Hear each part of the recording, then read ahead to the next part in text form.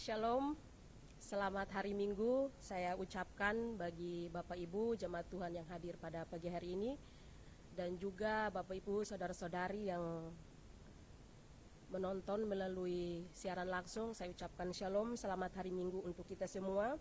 Kita mengucap syukur atas kebaikan dan pertolongan Tuhan, atas anugerahnya. Pada pagi hari ini kita kembali dipertemukan untuk memuji dan memuliakan akan nama Tuhan. Panggilan beribadah terdapat dalam Mazmur nomor 107 ayat 8 sampai dengan ayatnya yang ke-9. Biarlah mereka bersyukur kepada Tuhan karena kasih setianya, karena perbuatan-perbuatannya yang ajaib terhadap anak-anak manusia, sebab dipuaskannya jiwa yang dahaga dan jiwa yang lapar dikenyangkannya dengan kebaikan. Bapak Ibu jemaat Tuhan dipersilahkan untuk bersaat teduh. Saat teduh dimulai.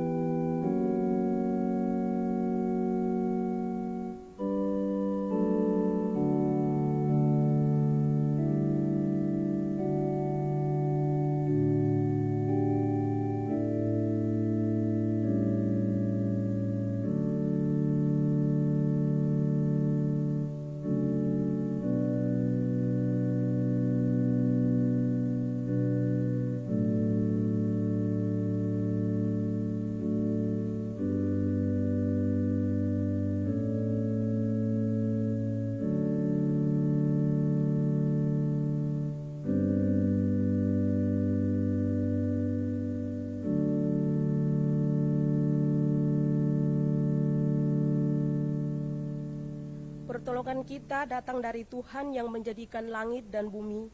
Ia tetap setia untuk selama-lamanya. Salam sejahtera dari Allah Bapa, Putranya Yesus Kristus, dan Roh Kudus kepada kita sekalian. Amin. Jemaat Tuhan dipersilahkan untuk berdiri. Kita akan sama-sama mengucapkan pengakuan iman rasuli kepada Tuhan dengan berkata, Aku percaya kepada Allah, Bapa yang Maha Kuasa, Pencipta langit dan bumi, dan kepada Yesus Kristus, Anaknya yang tunggal, Tuhan kita, yang dikandung dari Roh Kudus, lahir dari anak darah Maria, yang menderita sengsara di bawah pemerintahan Pontius Pilatus, disalibkan, mati dan dikuburkan, turun ke dalam kerajaan maut. Pada hari yang ketiga, bangkit pula dari antara orang mati, naik ke surga, duduk di sebelah kanan Allah, Bapa yang Maha Kuasa, dan akan datang dari sana untuk menghakimi orang yang hidup dan yang mati. Aku percaya kepada Roh Kudus, gereja yang kudus dan am, persekutuan orang kudus, pengampunan dosa, kebangkitan tubuh, dan hidup yang kekal. Amin. Kita masih tetap berdiri. Kita akan sama-sama menaikkan pujian dari nyanyian kemenangan iman nomor 16, Berselamatlah Nama Al-Masih.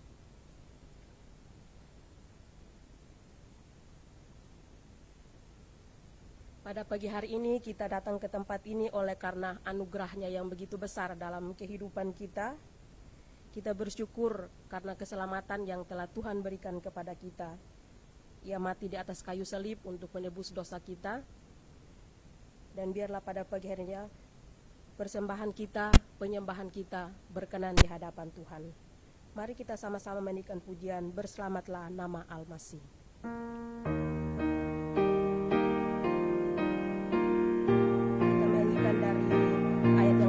Sampai dengan ayatnya yang ketiga.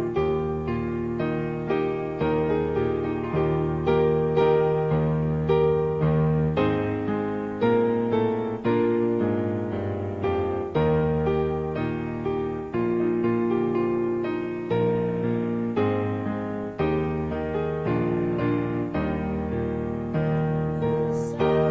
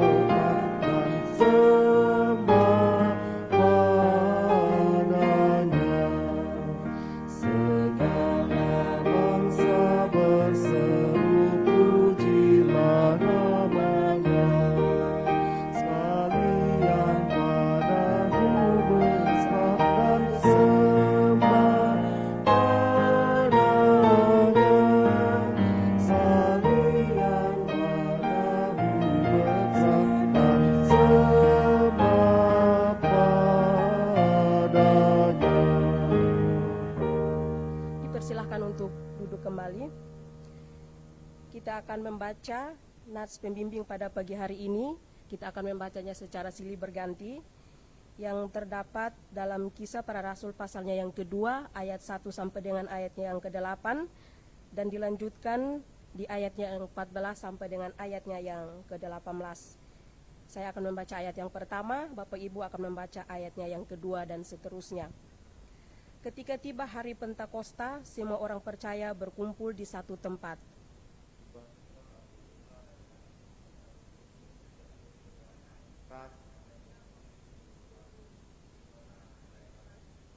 Dan tampaklah kepada mereka lidah-lidah seperti nyala api yang bertebaran dan hingga pada mereka masing-masing. Maka penuhlah mereka dengan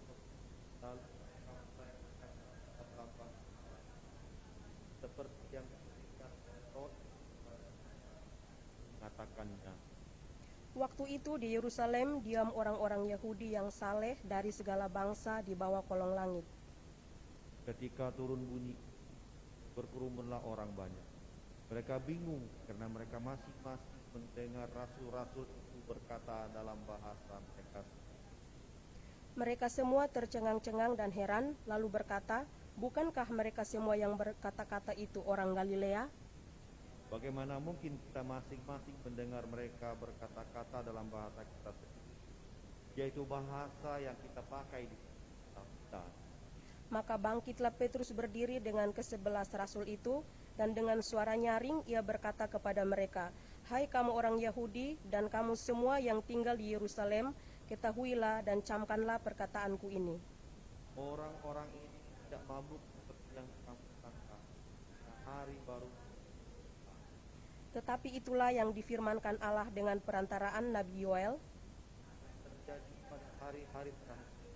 Demikianlah firman Allah, bahwa diserahkan roh ke atas semua manusia, maka anak-anakmu laki-laki dan perempuan akan bernubuat, dan teruna-terunamu akan mendapat penglihatan-penglihatan, dan orang-orangmu yang tua akan mendapat. Juga ke atas hamba-hambaku laki-laki dan perempuan akan kucurahkan rohku pada hari-hari itu, dan mereka akan bernubuat. Amin. Tiba saatnya kita akan mendengarkan kebenaran firman Tuhan. Namun sebelumnya kita akan mengangkat pujian dari nyanyian Kemenangan Iman nomor 285, Api Maha Tuhan.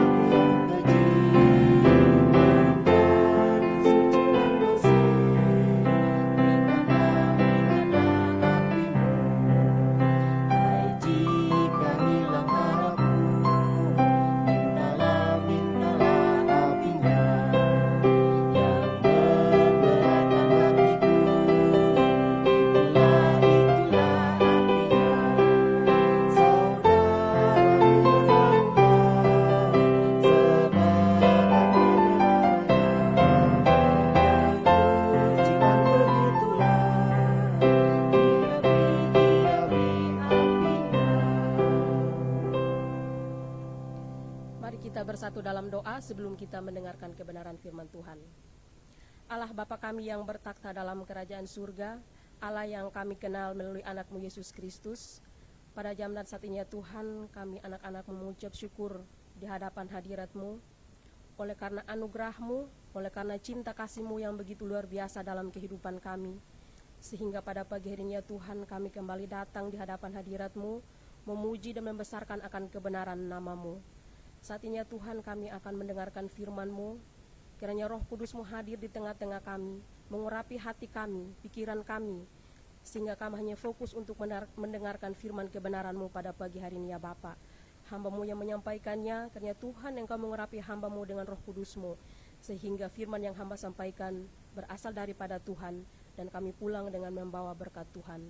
Ampuni akan setiap dosa dan kesalahan kami, Hanya dalam anak-Mu Yesus Kristus firman yang hidup kami berdoa dan ambil dari Matius pasal 8 ayat 18 sampai dengan ayatnya yang ke-22. Matius pasal 8 ayat 18 sampai dengan ayatnya yang ke-22. Saya akan membacakannya untuk kita semua dan Bapak Ibu menyimaknya di Alkitabnya masing-masing. Matius pasal 8 ayatnya yang ke-18, hal mengikut Yesus.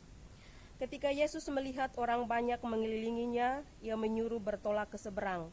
Lalu datanglah seorang ahli Taurat dan berkata kepadanya, Guru, aku akan mengikut engkau kemana saja engkau pergi. Yesus berkata kepadanya, serigala mempunyai liang dan burung mempunyai sarang, tetapi anak manusia tidak mempunyai tempat untuk meletakkan kepalanya. Seorang lain, yaitu salah seorang muridnya, berkata kepadanya, Tuhan, izinkanlah aku pergi dahulu menguburkan ayahku. Tetapi Yesus berkata kepadanya, ikutlah aku dan biarlah orang-orang mati menguburkan orang mati mereka. Amin. Untuk pembacaan firman Tuhan pada pagi hari ini. Dari Matius pasal 8 ayat 18 sampai dengan ayatnya yang ke-22, saya memberikan satu tema untuk kita pelajari bersama-sama, yaitu motivasi dalam mengikut Yesus Kristus. Motivasi dalam mengikut Yesus Kristus. Bapak, Ibu, saudara-saudara yang terkasih, banyak yang mengatakan bahwa mengikut Yesus adalah perkara yang mudah. Banyak yang mengatakan bahwa mengikut Yesus adalah perkara yang mudah. Orang kita tinggal mengikut Yesus, apanya yang susah. Tetapi ada juga sebagian yang mengatakan bahwa mengikuti Yesus adalah perkara yang tidak mudah. Kalau kita sudah percaya kepada Yesus Kristus dan benar-benar mau mengikuti Yesus, berarti bukan perkara yang mudah. Ya, benarkah demikian? Matius pasal 8 ayat 18 sampai dengan ayat yang ke-22, kita akan belajar mengenai apa artinya mengikuti Yesus. Karena begini saudara-saudara, ada sebagian orang yang menyamakan antara mempunyai agama Kristen, menjadi penganut agama Kristen, dan menjadi pengikut Kristus. Hal ini tentu sangat berbeda sekali ya, berbeda sekali antara mempunyai agama Kristen, menjadi penganut agama Kristen, dan menjadi pengikut Kristus. Tentu hal yang berbeda sama sekali. Orang yang diakui beragama Kristen, contohnya seperti ketika dia lahir, memang dia sudah beragama Kristen karena bapak ibunya, nenek moyangnya sudah beragama Kristen. Tetapi namanya yang pengikut Kristus berarti berbeda. Ya, minggu lalu ada teman saya yang pelayanan di GKI Purwoda di Medan, dia mengundang saya, invite saya untuk mengikuti pendalaman Alkitab ya di kelompok mereka, dan saya juga bergabung dengan mereka ketika minggu lalu, dan ada satu topik juga yang kami pelajari tentang apa artinya mengikut Yesus Kristus. Apa artinya bagi kita semua untuk mengikut Yesus Kristus. Jadi ada jawaban yang banyak sekali dan ada jawaban juga yang berbeda-beda. Ada yang menjawab menjadikan Yesus sebagai pemimpin. Arti mengikut Yesus, menjadikan Yesus sebagai pemimpin. Ada juga yang mengatakan meninggalkan cara hidup yang lama dan mau diubah untuk menjadi manusia baru. Ada juga yang mengatakan menjadikan Yesus sebagai pusat kehidupan, menjadikan Yesus sebagai teladan. Wah, jawabannya luar biasa ya. Tetapi yang menjadi pertanyaannya, apakah kita sudah melakukan itu atau hanya terucap di bibir saja? Ada sebagian yang salah mengartikan arti mengikut Yesus, arti beragama Kristen. Jadi orang yang hanya menganggap dirinya beragama Kristen, kelakuannya itu tidak jauh berbeda dengan orang yang tidak mengenal Yesus Kristus. Jadi ya, pergi ke gereja sama, datang duduk sama, pulang pun sama, tidak ada perubahan sama sekali dalam hidupnya. Jadi ada yang salah mengertikan, Bapak Ibu saudara-saudari, orang beragama Kristen, ya saya beragama Kristen karena memang dari saya lahir, ibu saya beragama Kristen, dari nenek moyang saya beragama Kristen, jadi saya lahir pun saya beragama Kristen karena bapak ibu saya yang beragama Kristen. Tetapi pada pagi hari ini Bapak Ibu saudara-saudari, mari kita sebagai orang yang percaya, ketika kita mengatakan bahwa kita sebagai pengikut Kristus, berarti ada perubahan dalam kehidupan kita. Dari Matius pasal 8 ayat 18 sampai dengan ayatnya yang ke-22 menceritakan tentang dua orang yang menyatakan diri, saya mau mengikut Yesus. Dan salah satunya adalah seorang ahli Taurat. Jadi ahli Taurat ini berkata bahwa, "Guru, aku akan mengikut engkau kemana saja engkau pergi." Ya, pernyataan ini menyatakan bahwa ahli Taurat ini memang benar-benar seorang yang rohani ya. Jadi dia mengungkapkan hatinya yang terdalam untuk mengikut Yesus. Tetapi kalau kita melihat apakah Yesus langsung menjawab bahwa, "Ya, mari dan ikutlah aku." Kalau kita melihat di ayatnya yang ke-20, Yesus berkata kepadanya, "Serigala mempunyai liang dan burung mempunyai sarang, tetapi anak manusia tidak mempunyai tempat untuk meletakkan kepalanya." Dari jawaban Yesus ini kita dapat menyimpulkan bahwa Yesus itu tahu kedalaman hati ahli Taurat tersebut. Tuhan Yesus tahu apa motivasi dari orang tersebut. Apakah dia mau benar-benar menyatakan bahwa dia mengikuti Yesus, tetapi ada motivasi yang salah atau ada motivasi yang benar. Jadi Tuhan Yesus tahu motivasi dari ahli Taurat tersebut. Karena ketika kalau kita membaca dari ayat-ayat sebelumnya itu, otomatis mereka sudah melihat ya, mujizat-mujizat yang sudah dilakukan oleh Yesus Kristus ketika menyembuhkan seorang yang sakit kusta. Dari pasal 8 ayat yang pertama, Yesus menyembuhkan hamba seorang perwira di Kapernaum, dan Yesus menyembuhkan ibu mertua Petrus dan orang-orang yang lain. Itu adalah suatu mujizat yang wow bagi mereka saat itu. Jadi mereka menganggap itu kayak sesuatu yang spektakuler sekali pada saat itu. Jadi mereka mengagumi Yesus, makanya ketika dia mengambil satu keputusan, "Saya mau mengikut Yesus." Tetapi Yesus tahu bahwa motivasinya hanya untuk mendapatkan enaknya saja. Ya, kalau saya mengikut Yesus, pasti saya mendapatkan banyak sekali mujizat. Saya disembuhkan, saya diberkati dengan harta yang melimpah. Nah, kita melihat orang yang kedua, itu salah seorang murid mengatakan bahwa, "Tuhan, izinkanlah aku pergi dahulu menguburkan ayahku." Kalau kita melihat dari pernyataannya tersebut, memang dia melakukan untuk menguburkan ayahnya dulu, itu perbuatan yang baik sebagai seorang anak. Tetapi kita melihat bahwa dia lebih mengutamakan hal lain daripada Yesus Kristus sendiri. Jadi kita melihat bahwa ada penundaan, ada keraguan-keraguan ketika dia mau mengikuti Yesus. Jadi dia lebih mengutamakan ayahnya daripada Yesus Kristus sendiri. Jadi kita melihat ada dua perbedaan di sini. Yang pertama bahwa dia mau mengikuti Yesus karena motivasi yang salah, karena sudah melihat berbagai mujizat yang luar biasa yang telah Yesus lakukan. Dan yang kedua menyatakan bahwa dia mau menguburkan ayahnya dulu sebelum saya mengikuti Yesus. Itu adalah pernyataan yang lebih ke penundaan. Dia menunda mau mengikuti Yesus daripada langsung mau mengikuti Yesus pada saat itu. Ya, Bapak Ibu saudara-saudari yang terkasih dalam Yesus Kristus, dari kedua pernyataan di atas, pada pagi hari ini mari kita belajar apa motivasi kita mengikuti Yesus. Pada pagi hari ini kita mau bertanya masing-masing dalam hati kita, apa motivasi kita mengikuti Yesus. Ya, kita akan belajar bersama-sama. Saya akan membagikan 3 poin. Jadi ketika orang mengikut seseorang pasti ada motivasinya, dan tentu ada motivasi yang salah dan ada motivasi yang benar. Tetapi saya mau membagikan 3 poin motivasi yang benar dalam kita mengikut Yesus Kristus. Yang pertama, kalau kita memiliki motivasi yang benar dalam mengikut Yesus Kristus, berarti kita siap menerima segala risiko atas keputusan yang kita ambil.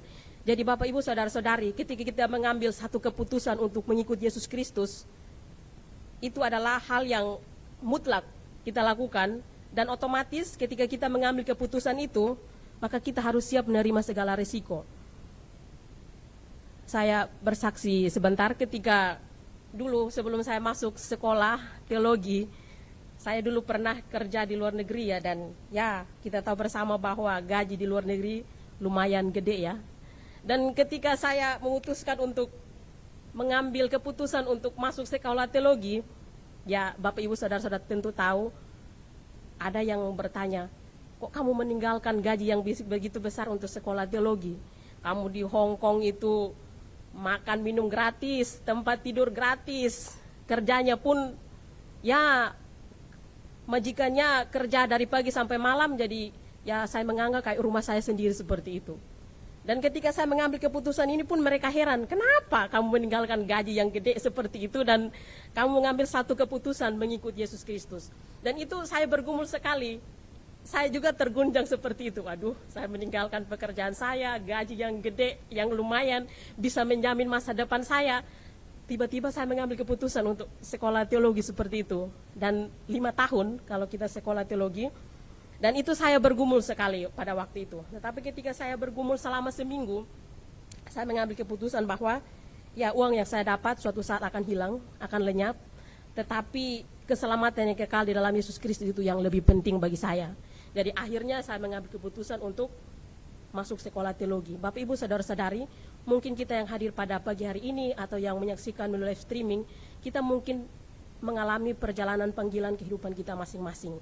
Jadi ketika kita mengambil satu keputusan untuk mengikuti Yesus Kristus, itu adalah hal yang paling berat bagi kita. Tetapi saya mau katakan pada pagi hari ini, kalau orang yang motivasinya benar, orang yang motivasinya tidak keliru, pasti Tuhan memberikan jalan keluar. Jadi ada banyak orang yang sekarang ini ketika mengikuti Yesus Kristus karena ada motivasi yang salah. Saya mau mengikuti Yesus karena saya mau diberkati. Ketika saya mengikuti Yesus Kristus, penyakit saya akan disembuhkan. Jadi kebanyakan sekarang itu banyak pengajaran-pengajaran kemakmuran yang menjamur di mana-mana loh. Jadi ketika banyak orang yang termakan dengan ajaran-ajaran yang tidak sepatutnya kita lakukan ya. Artinya bahwa mereka hanya mengikuti Yesus karena mau makmur, diberkati, dan diberkati. Jadi ketika otomatis motivasi mereka melenceng dari yang sebenarnya, jadi ketika mereka, apa yang mereka harapkan ketika tidak kesampaian, akhirnya kecewa. Dan apa yang mereka lakukan?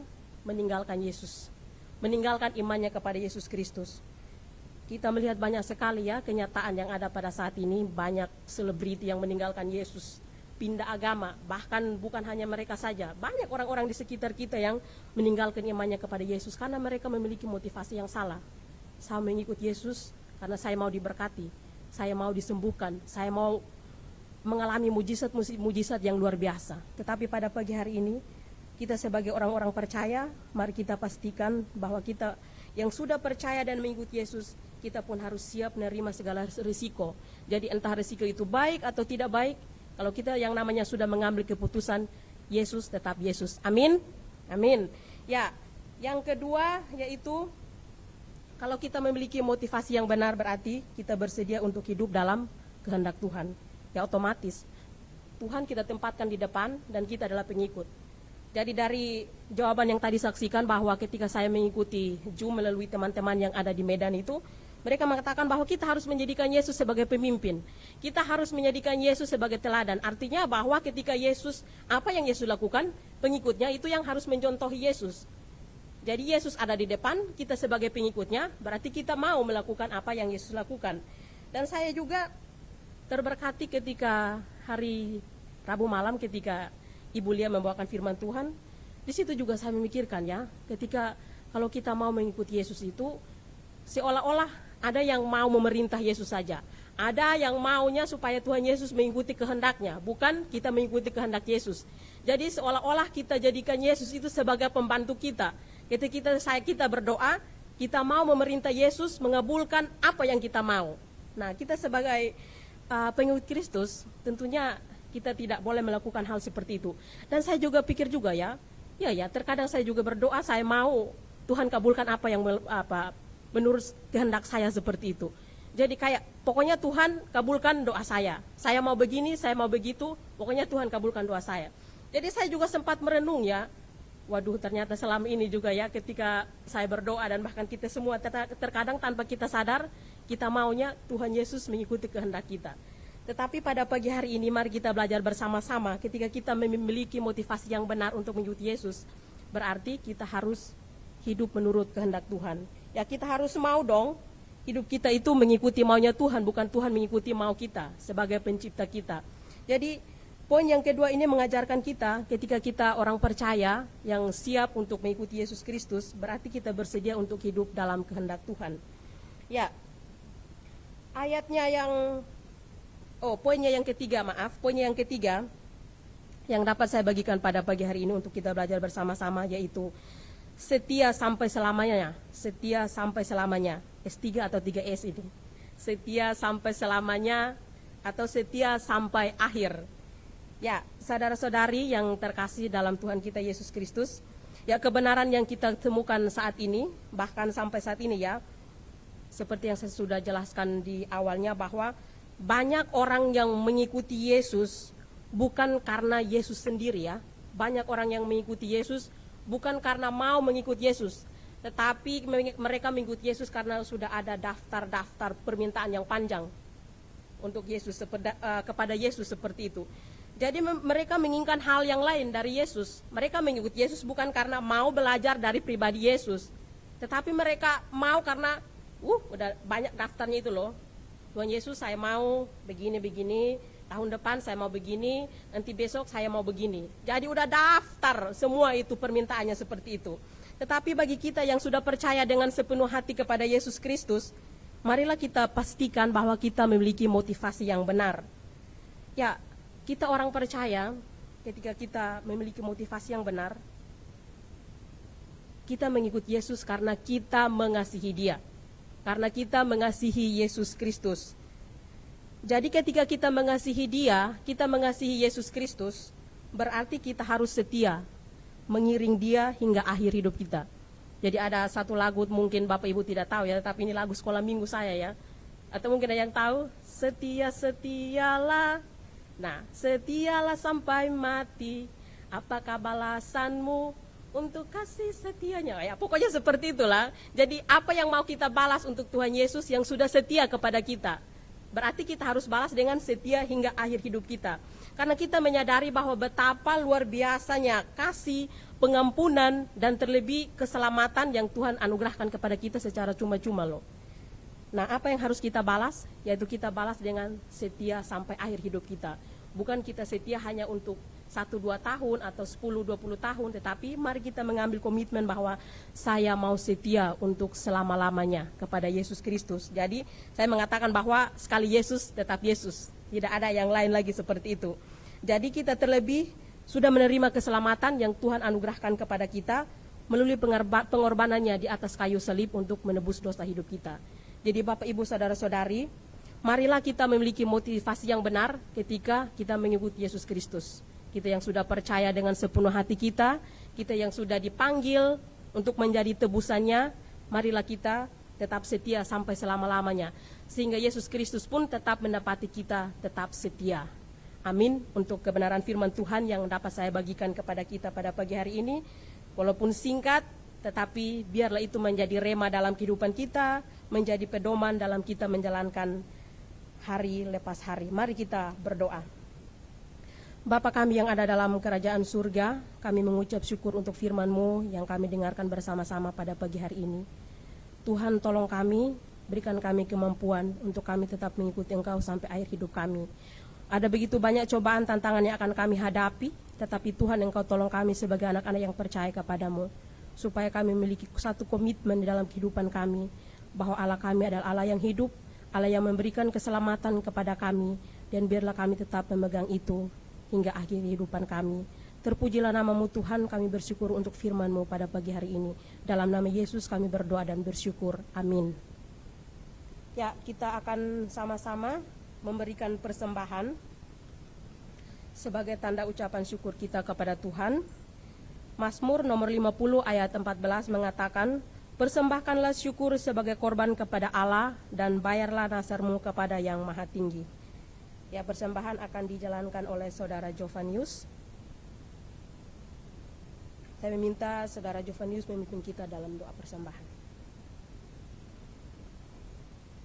Bapa kami yang di surga, kami ucap syukur untuk hari ini. Kami masih bisa sampai hari ini, dan kami sudah mendengarkan firman Tuhan dari Pak Yati. Dan Tuhan, saatnya kami akan memberikan persembahan biar firman ini bisa membangun kerajaan-Mu. Kami Kristus, amin. Ya, sambil persembahan dijalankan, kita akan menyanyikan pujian dari nyanyian kemenangan iman nomor 263, penuhilah pialamu hari ini. Kita menyanyikan ayat 1 dan ayat 2.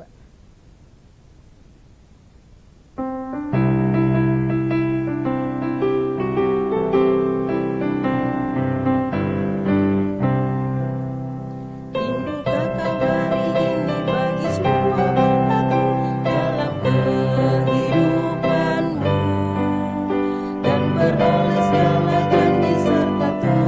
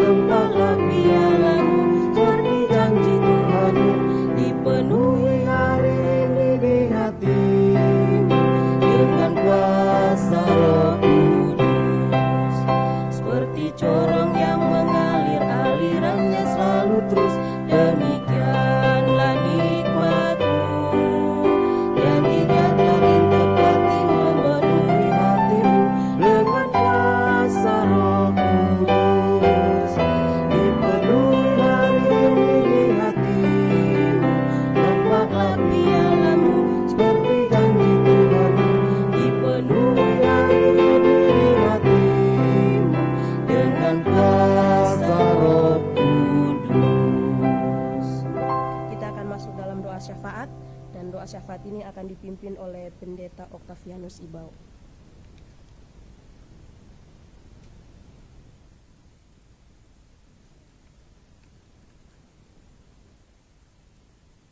Bapak Ibu Saudara-saudara yang saya kasih dalam Tuhan, mari kita berdoa. Segala puji syukur kami naikkan di hadapan-Mu ya Tuhan, Allah kami yang hidup, Allah yang mencurahkan berkat-Nya melalui kuasa Roh Kudus-Mu, yang kami boleh rayakan dan peringati pada hari ini. Yang kami tahu bahwa kegerakan Roh Kudus inilah yang membuat gereja hari-hari ini bertumbuh dan banyak orang percaya. Dan melalui banyak orang percaya itu pun Roh Kudus terus bekerja dan bergiat di setiap waktu, dari hari ke hari, sehingga begitu banyak orang yang sudah menerima Engkau sebagai Tuhan dan Juru Selamat secara pribadi, merupakan berkat kuasa serta pencurahan Roh Kudus yang diawali pada 2021 tahun yang lalu. Kami mengucap syukur atas karya yang besar ini, yang semestinya dan selayaknya kami peringati dan kami ingat dalam setiap kehidupan kami. Untuk itu pun kami sadar, kami boleh pada hari ini kami boleh beribadah kepada Tuhan, dan kami hari ini juga boleh bergiat.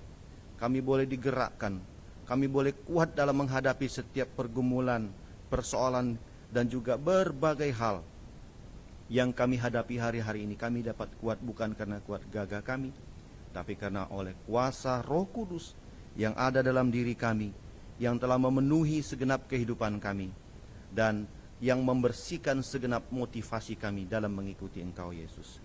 Kami bersyukur atas kuasa Roh Kudus itu yang telah memenuhi kehidupan kami, boleh menghangatkan tubuh rohani kami, boleh menghangatkan kesendirian kami, boleh menghangatkan kami dalam berbagai setiap persoalan yang ada. Untuk itu ya Tuhan, kami datang kepadamu membawa syafaat dan permohonan kami di hadapan Tuhan. Kami berdoa buat perjuangan hidup baik keluarga jemaat Tuhan dan hamba-hamba Tuhan dalam pelayanan, secara khusus dalam lingkungan Gereja Kemah Injil Indonesia. Biar kiranya Tuhan melalui doa syafaat ini, Tuhan bersama-sama dengan mereka dalam segenap perjuangan hidup di setiap musim yang ada, dalam setiap kesulitan yang ada. Tuhan boleh mengangkat berbagai beban yang mereka hadapi dan memberikan jalan keluar dalam mereka menyelesaikannya. Kami berdoa buat gereja-gereja yang hari-hari ini yang sedang mengalami tantangan, yang sedang mengalami persekusi, yang sedang mengalami situasi aniaya. Kami doakan mereka melalui doa syafaat ini. Hiburkan mereka ya Roh Kudus, kuatkan mereka, sehingga melalui setiap peristiwa yang mereka hadapi, mereka tahu bahwa ada Allah yang Immanuel itu senantiasa menyertai mereka. Kami juga berdoa ya Tuhan buat proses pelaksanaan vaksinasi dan pengendalian wabah COVID-19 yang terus dilakukan baik di negara kami maupun di negara-negara yang lain. Kami berdoa supaya proses vaksinasi ini boleh berjalan dengan baik, dan semua biaya dan berbagai regulasi yang sedang dilakukan dapat berjalan dengan lancar dan dapat tersalurkan tepat pada waktunya, sehingga semua proses vaksinasi ini dapat diterima oleh masyarakat luas, sehingga ada perubahan besar terjadi di masa pandemi ini. Kami boleh tetap terjaga dan terlindungi oleh kuasa dan penyertaan Tuhan. Demikian juga kami berdoa buat proses dan pelaksanaan konferensi wilayah dan konferensi daerah yang akan berlangsung di seluruh kawasan atau wilayah Indonesia. Kami berdoa buat panitia pelaksana, biaya-biaya yang mereka perlukan, bahkan calon-calon pemimpin yang akan dipilih dalam konferensi-konferensi ini merupakan suara dari Tuhan untuk menuntun hamba-hambamu dan gerejamu dalam wilayah dan juga daerah-daerah untuk melaksanakan amanat agung dalam kehidupan mereka. Ingatkan kami terus ya Tuhan, supaya gereja tidak lalai melaksanakan amanat agung, yaitu pelayanan penginjilan, baik secara kelompok maupun pribadi, baik melalui organisasi maupun melalui kehidupan kami keseharian kami ya Tuhan. Ingatkan kami bahwa kami ada di dunia ini untuk menjadi saksi Tuhan, untuk mewartakan kabar baik sampai kedatangan Tuhan Yesus kedua kalinya. Kami berdoa buat pelaksanaan konferensi dan konferensi wilayah dan daerah ini dapat berlangsung dengan baik, menghasilkan program-program yang dapat mengembangkan pelayanan Gereja Kami Injil Indonesia lebih maju lagi, sehingga dapat berkembang, maju dan berdampak, serta memuliakan nama Tuhan. Kami berdoa buat pelayanan dan program pendidikan daripada Yayasan Dr. Sutiono. Secara khusus kami berdoa buat sekolah SD dan SMP Sulu Pengharapan Bangsa. Biarlah melalui kehadiran sekolah ini ya Tuhan, juga boleh membawa dampak bagi masyarakat di sekitar, secara khusus di kota Palembang ini. Sehingga melalui kehadiran yayasan dalam pendidikannya, boleh memberikan suatu kemanfaatan yang baik di tengah-tengah masa pandemi ini ya Tuhan. Banyak sekali orang yang rindu untuk memiliki pendidikan yang layak dan memiliki pendidikan yang baik. Untuk itu ya Tuhan, kami mendoakan niat baik ini supaya dapat masuk ke dalam kehidupan masyarakat yang ada dan dapat disesuaikan dengan situasi yang memang kami akui banyak kesulitan yang kami hadapi. Tetapi kami percaya di tengah-tengah situasi itu ada saja hal yang Tuhan dapat buat melalui diri kami, melalui pribadi kami, melalui yayasan yang kami doakan ini, sehingga membawa manfaat baik bagi banyak orang. Kami berdoa buat tim pemasaran, tim marketing boleh menjalankan tugas dan berbagai program yang telah ditetapkan dengan baik, sehingga informasi yang baik dapat diterima oleh masyarakat yang ada di kota Palembang ini mengenai pendidikan yang sedang dikembangkan ini ya Tuhan. Kami teringat bangsa dan negara kami, pemerintahan kami, negara Kesatuan Republik Indonesia mulai dari Sabang sampai Merauke. Kiranya berkat Tuhan, pemeliharaan Tuhan, perlindungan Tuhan, dijauhkan dari berbagai hal-hal yang jahat, orang-orang bahkan kelompok yang ingin menghancurkan negara Kesatuan Republik Indonesia ini. Kami halaukan dalam nama Tuhan Yesus.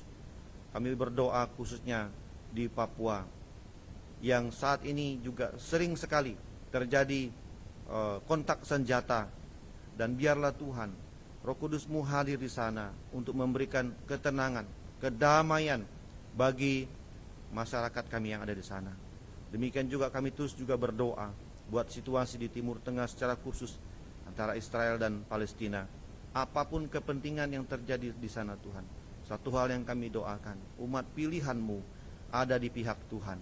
Kami berdoa dan memberkati supaya bangsa kami melalui pemerintahan kami dapat melakukan dialog yang baik dan juga tidak terpancing untuk melakukan hal-hal yang tidak mempermuliakan nama Tuhan, sehingga bangsa manapun yang memberkati umat pilihan-Mu akan diberkati Tuhan dengan limpah.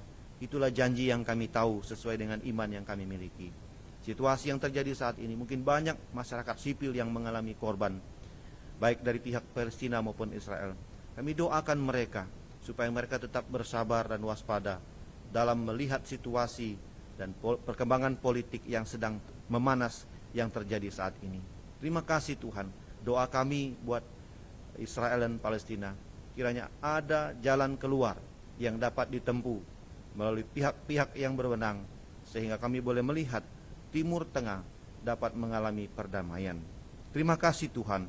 Kami juga bersyukur dan berterima kasih atas pelayanan yang Tuhan percayakan kepada PWJ GKI Family Palembang ini. Kiranya apapun yang sudah kami lakukan, kami hanya lakukan untuk mempermuliakan nama Tuhan. Kami mendoakan berbagai program-program yang dikembangkan, baik pelayanan anak digasing maupun persekutuan doa melalui Zoom, dan juga ibadah online yang kami sedang kembangkan melalui live streaming ini ya Tuhan. Kiranya pelayanan ini boleh berdampak bagi banyak orang dan membawa berkat bagi kami dan bagi banyak orang. Kami bersyukur ya Tuhan, kalau pada hari ini ada beberapa anak-anak kami dan saudara kami yang memberi diri mereka untuk dibaptis pada hari ini. Kiranya Engkau juga hadir melawat mereka, menjadi satu pertanda, momentum yang tepat untuk mereka mengambil keputusan untuk lebih dalam lagi dan memiliki motivasi yang baik dalam mengikuti Yesus, sehingga melalui sakramen baptisan yang sebentar akan kami lakukan, dapat kiranya membawa saudara-saudara kami ini lebih dekat dengan Tuhan. Terima kasih Tuhan. Inilah doa syafaat dan permohonan kami. Mungkin banyak secara pribadi yang ingin kami naikkan, tapi kami percaya kuasa Roh Kudus-Mu akan bersyafaat dan membantu kami dalam setiap kelemahan kami untuk menyampaikan setiap pergumulan perkataan yang tidak dapat kami perkatakan. Terpujilah nama-Mu ya Tuhan. Di dalam nama Tuhan Yesus Kristus kami telah berdoa dan mengucap syukur, sebagaimana Tuhan Yesus mengajarkan kami berdoa demikian. Bapa kami yang di sorga, dikuduskanlah nama-Mu, datanglah kerajaan-Mu, jadilah kehendak-Mu di bumi seperti di sorga. Berikanlah kami pada hari ini makanan kami yang secukupnya, dan ampunilah kami akan kesalahan kami, seperti kami juga mengampuni orang yang bersalah kepada kami. Dan janganlah membawa kami ke dalam pencobaan, tetapi lepaskanlah kami daripada yang jahat. Karena Engkau yang punya kerajaan, dan kuasa, dan kemuliaan, sampai selama-lamanya. Amin. Jemaat dipersilakan untuk berdiri. Pulanglah ke tempat kita masing-masing, dan lakukanlah segenap kebenaran firman Tuhan yang sudah kita dengar pada hari ini dalam hidupmu. Milikilah motivasi yang benar dalam mengikuti Yesus. Ambillah sebuah keputusan yang tepat dan menerima resiko, dan jadikanlah hidup kita bertumbuh dan berdampak dan berbuah dimanapun kita ada. Dengan iman, tadahkanlah kedua tanganmu, serta terimalah berkat-Nya.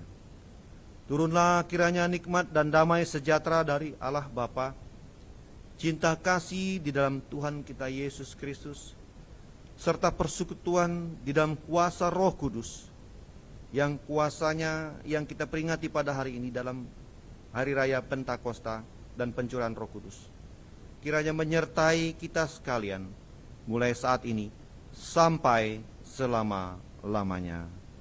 Kepada Allah beri puji.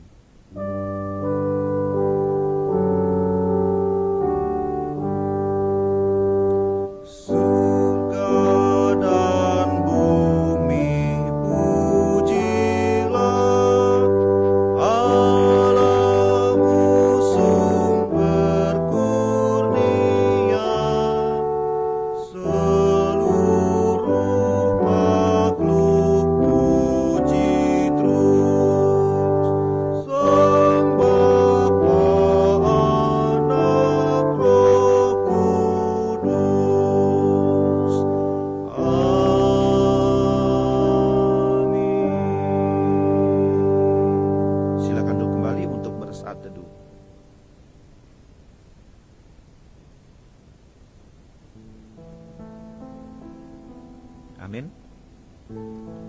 Pujilah nama Tuhan, kita boleh menyelesaikan ibadah pada hari ini secara khusus dalam rangka kita memperingati hari Pentakosta, hari di mana Roh Kudus dicurahkan sebagaimana janji Yesus kepada murid-muridnya, bagi para murid dan juga bagi orang percaya, menandakan berakhirnya peringatan hari-hari besar Kristiani.